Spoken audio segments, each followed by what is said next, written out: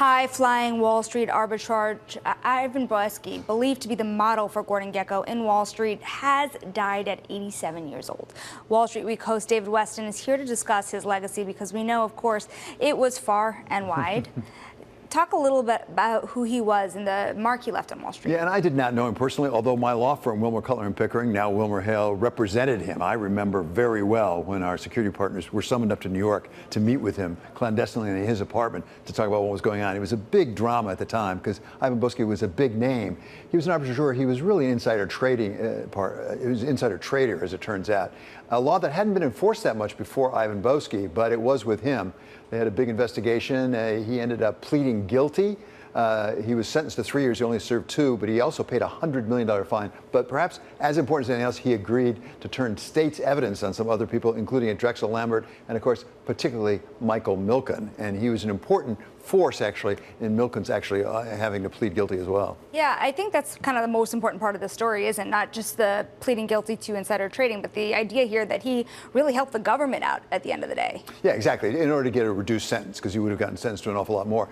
We also have to remember, back in the 80s, which is when this was, I mean, he pled guilty to Ivan Boesky in 86, it was a go-go time on Wall Street. There were a lot of hostile takeovers, a lot of money sloshing around, a lot of LBOs, leveraged buyouts going on.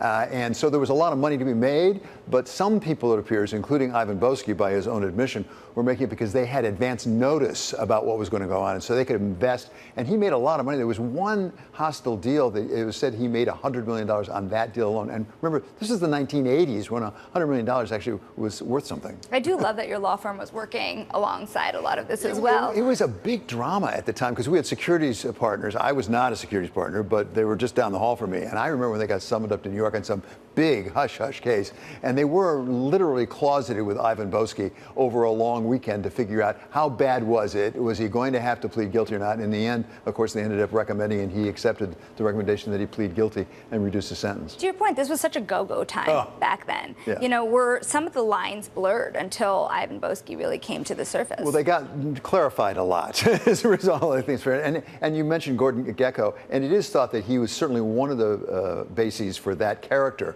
that was played, in part because he had given a commencement address at a law school out in California in which he didn't say greed is good. He said greed is healthy and it makes you feel good. And so that was borrowed, obviously, for that movie.